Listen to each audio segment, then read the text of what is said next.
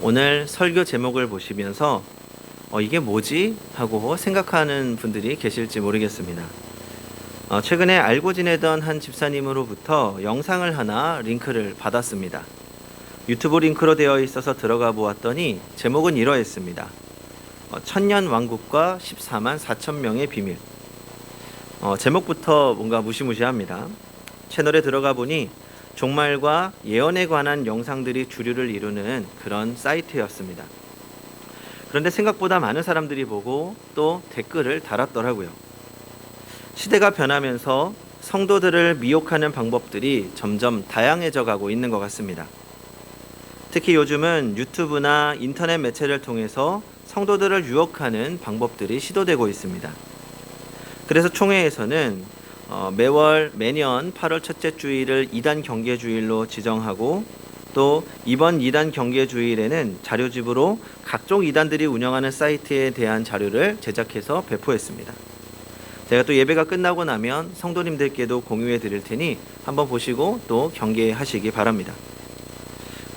말씀드렸던 것처럼 총회에서는 매년 8월 첫 번째 주일을 이단 경계주일로 지키고 있습니다.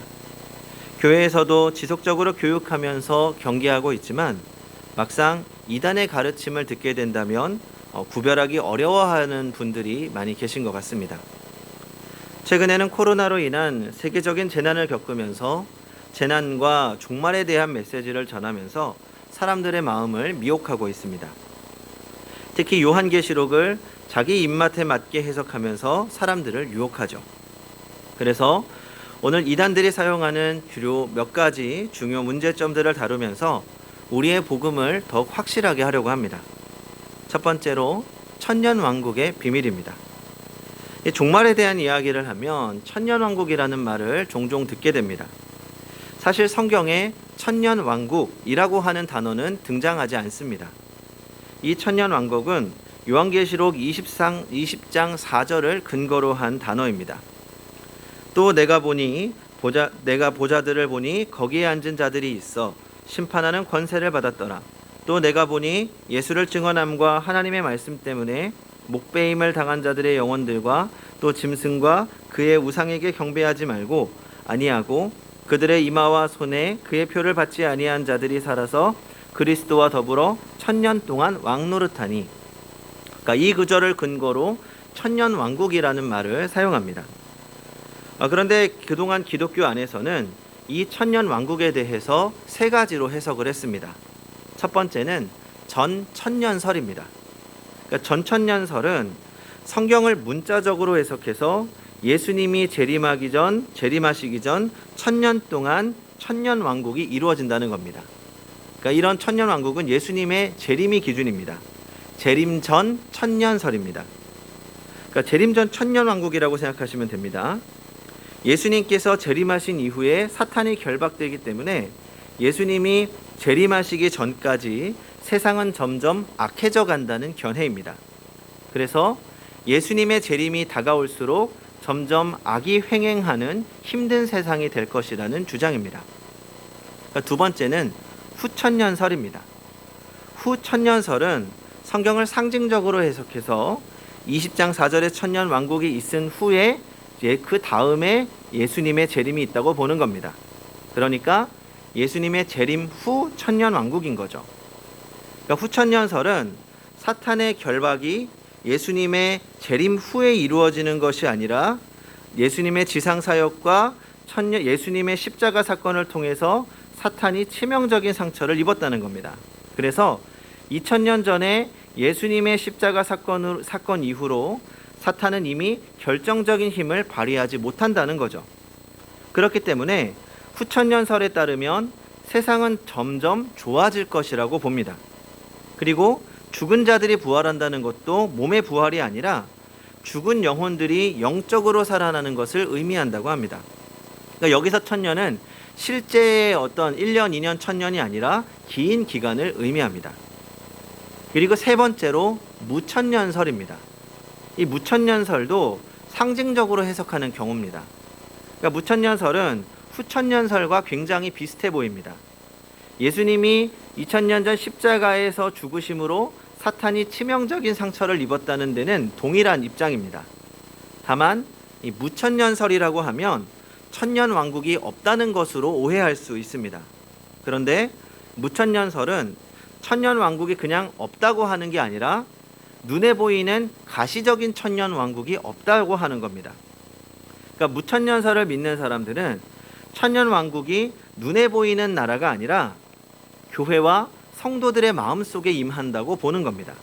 그리고 하늘나라에서 예수 그리스도의 통치를 받는 것을 의미하죠. 그래서 지금 이 세상에는 선과 악이 여전히 공존하고, 그렇지만 그리스도의 통치가 교회와 성도들 안에서 이루어진다고 보는 겁니다. 여기까지 들어보시면 어떤 것이 맞다고 생각하십니까?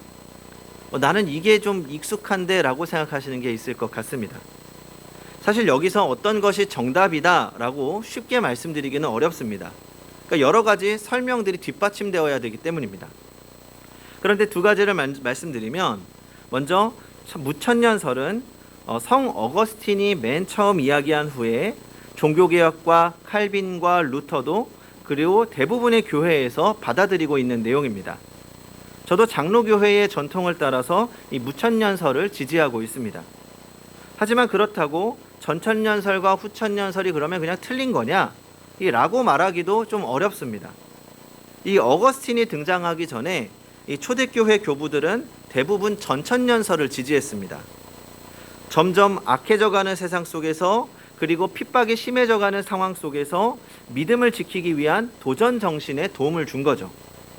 반면에 후천년설은 세상이 점점 좋아지고 또 좋아진 후에 예수님이 재림하신다고 믿었기 때문에 복음 전도나 사회 개혁을 통해서 좋은 세상을 만들기 위한 노력을 많이 하게 되었습니다.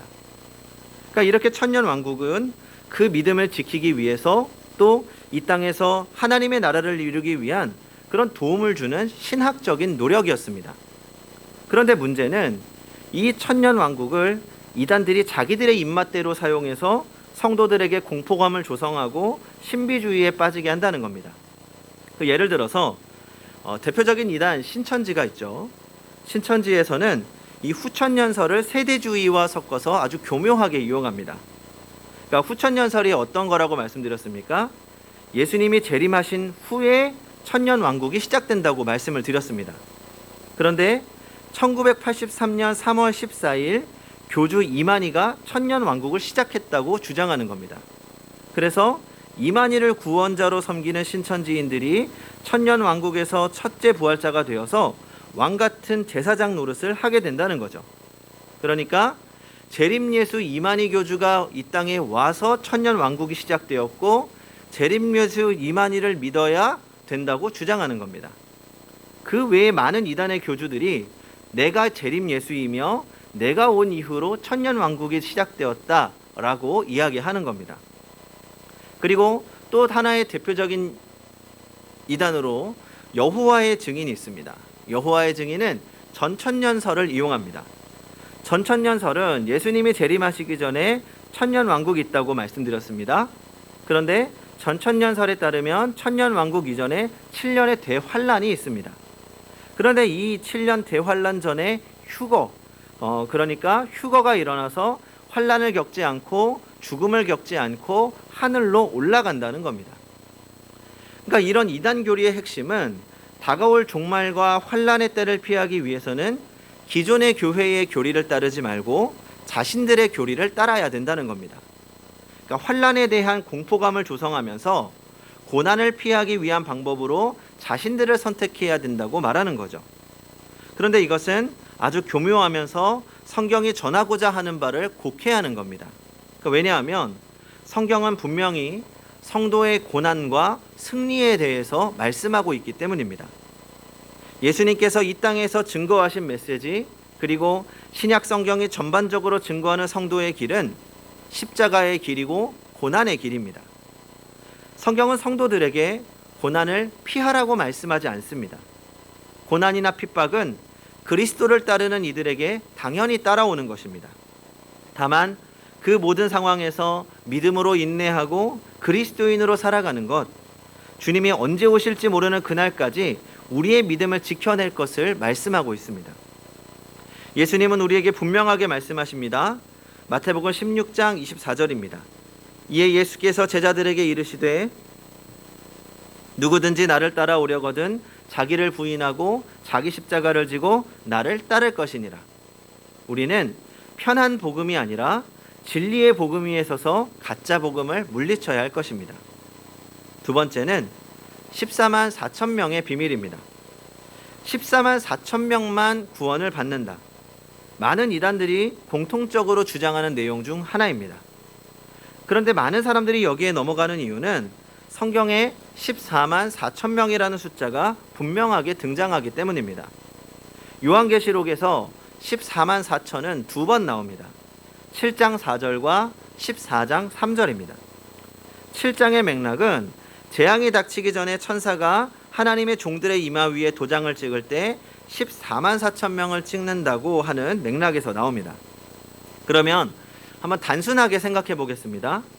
전 세계 인구 한 78억 중에 14만 4천 명만 구원을 받는다? 퍼센테이지로 따지면 0.0018%입니다. 얼마나 작은 숫자입니까? 그리고 지금 인구만 78억이지 지난 2000년 동안의 인구가 얼마나 되겠습니까? 그런데 이단에서는 좁은 문으로 들어가야 한다라고 주장하면서 마태복음의 좁은 비유를 사용하며 공포감을 조성합니다. 또 말씀을 보면 이스라엘 자손의 12지파에서 각각 12,000명의 남자가 나옵니다. 그래서 12,000명 곱하기 12에서 14만 4천 명입니다. 그러면 남자만 구원을 받는다라고 이야기를 해야 되는 겁니까? 그리고 또 그래서 어떤 분들은 유대인으로서 구원받은 사람들을 상징하는 수라고 이야기하기도 합니다. 그런데 이스라엘 인구 숫자만 해도 현재 900만입니다. 흩어져 있는 유대인들 인구를 다 합치면 1,500만 정도가 됩니다. 그래도 한 0.96%, 1%가 안 되는 숫자입니다. 그러면 정말 하나님께서 이렇게 정말 극소수만 구원하신다고 말씀하시는 걸까요? 이단들은 이 14만 4천이라는 숫자를 글자 그대로 해석합니다. 안식교, 몰몬교, 여호와의 증인, 신천지 등등 이 14만 4천 명 안에 들어야 구원받는다고 주장합니다. 그리고 이 숫자에 들어가기 위해서는 가정도 버리고 재산도 전부 기부해야 하고 시간과 모든 것을 다 던져서 교주를 위해 노력해야 가능한 겁니다. 신천지는 이미 아주 오래전에 14만 4천 명의 신도가 넘었습니다. 그러다 보니까 14만 4천 명이 제사장 그룹이다 라고 말을 바꿉니다. 예배와 모임의 출석, 교리시험, 헌금, 전도 등 모든 것을 점수화시켜서 신천지 교인들을 줄 세웁니다. 심지어 신천지는 인 맞는 시험도, 도장 찍는 시험도 본다고 합니다. 거기에 합격해야 14만 4천 명 제사장 계급으로 인정이 됩니다. 그래서 신천지 교인들은 당연히 필사적일 수밖에 없는 거죠.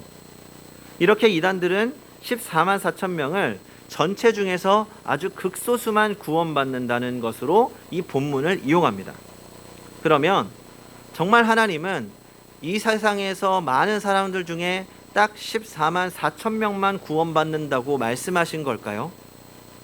아주 작은 몇 사람만 구원하기를 원하시는 그런 하나님이십니까? 이 14만 4천은 당시 요한의 편지를 받아서 읽는 초대교회 성도들의 시각으로 보아야 합니다. 초대교회 당시의 로마 전체 인구는 이 학자들마다 다르지만 한 5천만 명 이하로 보았습니다.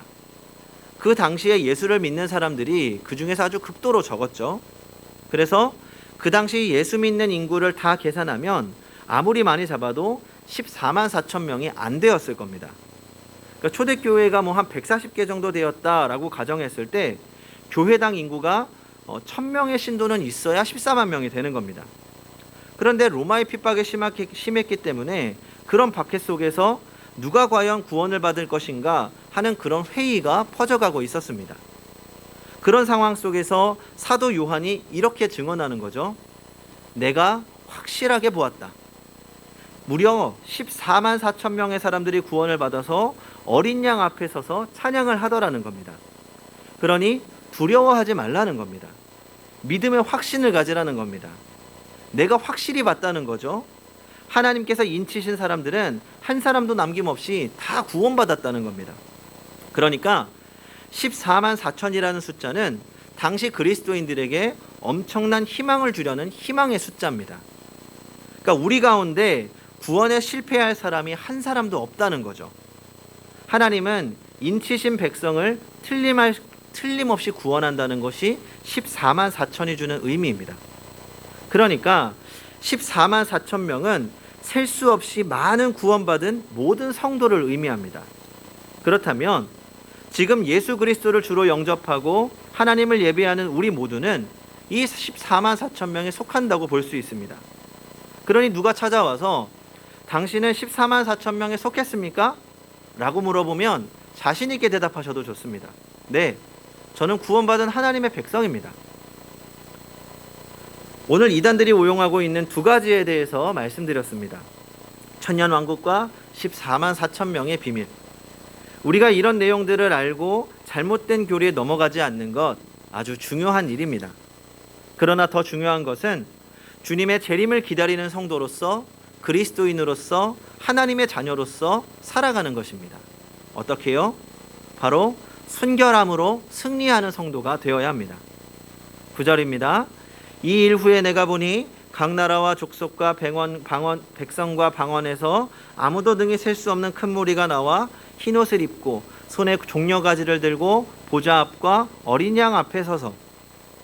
여기서 흰옷을 입었다는 것은 순결을 의미합니다. 예수 그리스도를 통해 죄 씻음을 입은 자들의 거룩한 삶을 의미합니다. 계시록 3장 4절은 순결한 삶을 살기 위해 노력했던 사대 교회를 향해 이렇게 말씀합니다. 그 옷을 더럽히지 아니한 자 몇 명이 내게 있어 흰 옷을 입고 나와 함께 다니리니 그들은 합당한 자인 연고라. 또 라오디게아 교회를 향해서는 흰 옷을 사서 입어 벌거벗은 수치를 보이지 않게 하라고 명령하십니다. 그러므로 흰 옷을 입는다는 말은 주님께서 인정하시는 바른 삶과 믿음의 삶을 의미합니다. 그리고 여기서 종려나무 가지는 승리를 의미합니다. 당시에는 전쟁에서 승리하는 개선장군을 환영하는 행사에 종려나무 가지를 들고 환영했습니다. 그러므로 그들이 흰옷을 입고 손에 종려가지를 들었다는 것은 순결함으로 승리했다는 것이죠. 결국 순결로 승리했다는 것은 믿음을 끝까지 지켰다는 것이고 자신의 양심을 더럽히지 않았다는 것이며 선으로 악을 이겼다는 것입니다. 성도 여러분, 주님은 반드시 다시 오십니다. 그리고 우리는 주님 앞에 서게 될 것입니다. 그날까지 우리는 우리의 믿음 잘 지켜내야 합니다. 그러므로 이 세대를 본받지 말고 세상이 용납하는 삶, 세상이 괜찮다고 하는 삶을 사는 것이 아니라 하나님이 기뻐하시는 거룩하고 순결한 삶으로 승리하는 성도님들이 되시기 바랍니다. 기도하겠습니다.